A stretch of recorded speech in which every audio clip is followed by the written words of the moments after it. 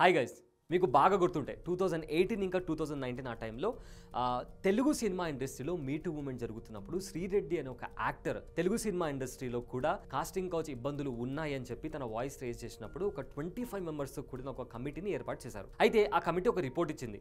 ఆ రిపోర్ట్ ఏంటంటే తెలుగు సినిమా ఇండస్ట్రీలో విమెన్ కి సేఫ్టీ ఎలా ఉంది అనే ఒక రిపోర్ట్ ని కమిటీ ఇవ్వడం జరిగింది. అయితే ఆ రిపోర్ట్ ఇప్పుడు ఎలాగైనా ప్రజల ముందర పెట్టాలి, అంటే పబ్లిక్ డొమైన్ లో పెట్టాలి అని చెప్పి చాలా మంది డిమాండ్ చేస్తున్నారు. అయితే ఎప్పుడో 2018-19 లో ఒక కమిటీ ఇచ్చిన రిపోర్ట్ ఇప్పుడు బయటికి తీయాలని చెప్పి ఎందుకు డిమాండ్ చేస్తున్నారు అంటే, జానీ మాస్టర్ మీద రీసెంట్ గా ఒక కేసు, రేప్ కేసు ఫైల్ అయింది. సో ఆ రేప్ కేసు ఫైల్ అయిన నేపథ్యంలో ఆ రిపోర్ట్ 2018-19 లో ఒక కమిటీ ఫామ్ అయిన తర్వాత ఆ కమిటీ ఎలాంటి రిపోర్ట్ ఇచ్చింది అనే దానికి సంబంధించి రిపోర్ట్ బయటికి రావాలని చెప్పి ఇప్పుడు చాలా మంది డిమాండ్ చేస్తున్నారు. అయితే జానీ మాస్టర్ కి సంబంధించిన కేసు ఏంటి అంటే, జానీ మాస్టర్ తో కలిసి వర్క్ చేసిన తన ఎంప్లాయ్, తన ఒక అసిస్టెంట్, అంటే జానీ మాస్టర్ అసిస్టెంట్ ఎవరైతే ఉన్నారో ఆ విక్టిమ్ ని జానీ మాస్టర్ లైంగికంగా వేధించాడు. తన ఇంటికి వెళ్లి కూడా తను వేధించాడు. తన వైఫ్ ని వెంట పెట్టుకుని వచ్చి మరీ వేధించాడు అని చెప్పి ఆ విక్టిమ్ FIR లో చెప్పడం జరిగింది. అంతేకాకుండా ఒక మెయిన్ అలిగేషన్, తను విక్టిమ్ ఎవరైతే ఉన్నారో జానీ మాస్టర్ మీద వేసిన మెయిన్ అలిగేషన్ ఏంటి అంటే, మతం మార్చుకొని తనని పెళ్లి చేసుకోవాలి అని చెప్పి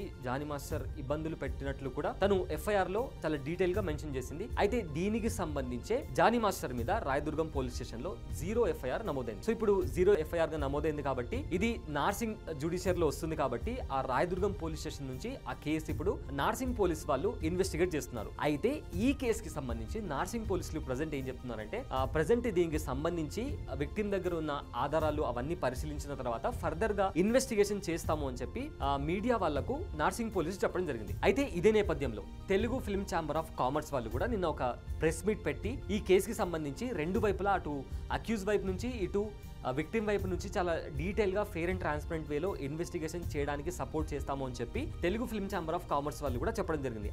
The inquiry is in process. As we've already said, ఈ ఎంక్వైరీలో ఇద్దరు statements పూర్తయిపోయాయి. We are in the verge, మాకు ఇంకొక according to the guidelines we have 90 days to finish off and give a report. కానీ 90 days లోపలే అయిపోతుంది మా case 100% because we are on the fast track. Last 2 weeks నుంచి we've done a lot of work on it.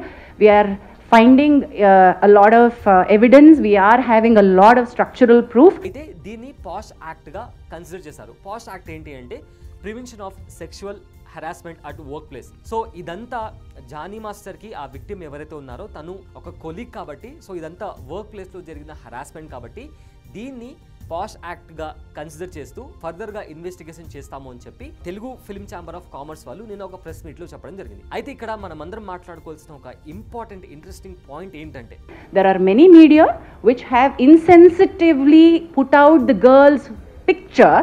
మీకు media guidelines కావాలంటే మేము ఇవ్వగలం, but మేము ఇవ్వాల్సినటువంటి పని లేదు. I understand you're all learned media journalist and respected, చాలా ఏళ్ల నుంచి మీరు ఉన్నారు కాబట్టి all the media houses know how a rape sexual assault case needs to be highlighted. ఇంతకు ముందు కూడా కోల్కతాలో జరిగిన రేప్ కేసుకి సంబంధించి ఈ పాయింట్ మెన్షన్ చేశాను అండ్ అగైన్ మళ్ళీ మెన్షన్ చేస్తున్నాను. అది ఏంటి అంటే, విక్టిమ్ ఐడెంటిటీని, విక్టిమ్ ఫ్యామిలీ డీటెయిల్స్ ని, ఇప్పుడు ప్రజెంట్ విక్టిమ్ ఎలా ఉంది అనే డీటెయిల్స్ ని కూడా బయటికి చెప్పడం అనేది చాలా illegal and also it's a criminal activity. ఇది సుప్రీంకోర్టు చెప్పినటువంటి మాట. సేమ్ ఆర్జికర్ మెడికల్ హాస్పిటల్లో జరిగిన రేప్ కేసులో ఉన్న విక్టిమ్ తాలూకా ఫ్యామిలీ డీటెయిల్స్ ని చాలా మంది బయటికి తీసుకొచ్చారు అండ్ తన ఫోటోని కూడా బయటికి రివీల్ చేసిన తర్వాత చాలా AI వీడియోస్ బయటకు వచ్చాయి. సో అది ఎంత ప్రాబ్లమాటిక్ గా మారిందో మనందరికీ తెలుసు. మళ్ళీ అగైన్ ఇప్పుడు ఈ కేసులో కూడా ఎవరైతే జానీ మాస్టర్ మీద కంప్లైంట్ చేశారో ఆ అమ్మాయికి సంబంధించిన ఫోటోస్ కావచ్చు, వీడియోస్ కావచ్చు, తన ఫ్యామిలీ బ్యాక్గ్రౌండ్ కావచ్చు బయటికి చెప్తున్నారు. సో దీని కారణంగా విక్టిమ్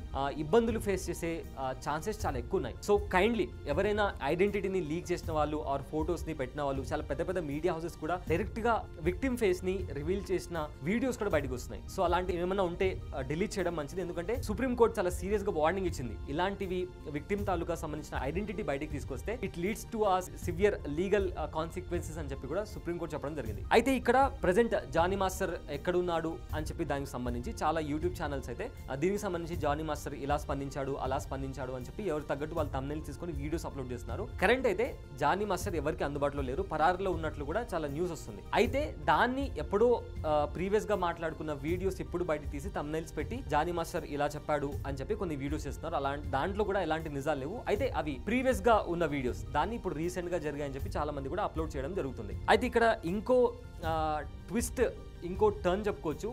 ఈ కేసులోకి త్రివిక్రమ్ గారి పేరు కూడా వినిపించింది. త్రివిక్రమ్ పేరు ఎందుకు వినిపించిందంటే యాక్ట్రెస్ పూనమ్ కౌర్ నిన్న చేసిన ఒక ట్వీట్. అయితే పూనమ్ కౌర్ ఏం ట్వీట్ చేశారు అంటే, ఇంతకు ముందు కూడా మాకి నేను కంప్లైంట్ ఇచ్చినప్పుడు త్రివిక్రమ్ గురించి ఎవరైనా సినిమా పెద్దలు మా తరపు నుంచి త్రివిక్రమ్ ని క్వశ్చన్ చేశారా అని చెప్పి పూనమ్ కౌర్ ట్వీట్ చేయడం జరిగింది. సో పూనమ్ కౌర్ ఇలా ట్వీట్ చేసిన తర్వాత ఇప్పుడు త్రివిక్రమ్ పేరు కూడా వినిపిస్తుంది. సో గతంలో త్రివిక్రమ్ పూనమ్ కౌర్ ని వేధించాడు అనే ఒక అలిగేషన్స్ వినిపించాయి. సో అది మళ్ళీ ఒక టర్న్ ఓవర్ తీసుకొని జానీ మాస్టర్ కేసు బయటకు వచ్చిన తర్వాత త్రివిక్రమ్ పేరు కూడా వినిపిస్తుంది. అలానే పూనమ్ కౌర్ ఇష్యూ కూడా చాలా పెద్ద మొత్తంలో వినిపిస్తుంది. అయితే స్టార్టింగ్ లో మనం చెప్పుకున్నట్లు శ్రీరెడ్డి ఇష్యూకి సంబంధించి ఏదైతే కమిటీ ఫామ్ అయిందో ఆ కమిటీ రిపోర్ట్ బయటికి రావాలి అని చెప్పి ఎందుకు డిమాండ్ చేస్తున్నారు అంటే, ఒకటి జానీ మాస్టర్ పేరు వచ్చిన తర్వాత అండ్ అగైన్ పూనమ్ కౌర్ జరిగిన ట్వీట్ తర్వాత అందరూ ఆ రిపోర్ట్ బయటికి తీసుకురావాలి అని చెప్పి చాలా మంది డిమాండ్ చేస్తున్నటువంటి సిచ్యువేషన్స్ మనం చాలా క్లియర్ గా చూడొచ్చు. అయితే రీసెంట్ గా కేరళలోని మాలీవుడ్ ఇండస్ట్రీలో హేమ కమిటీ రిపోర్ట్ బయటికి వచ్చిన తర్వాత కేరళ సినిమా ఇండస్ట్రీలో ఎలాంటి సిచ్యువేషన్ క్రియేట్ అయిందో మన అందరికీ తెలుసు. సో ఇప్పుడు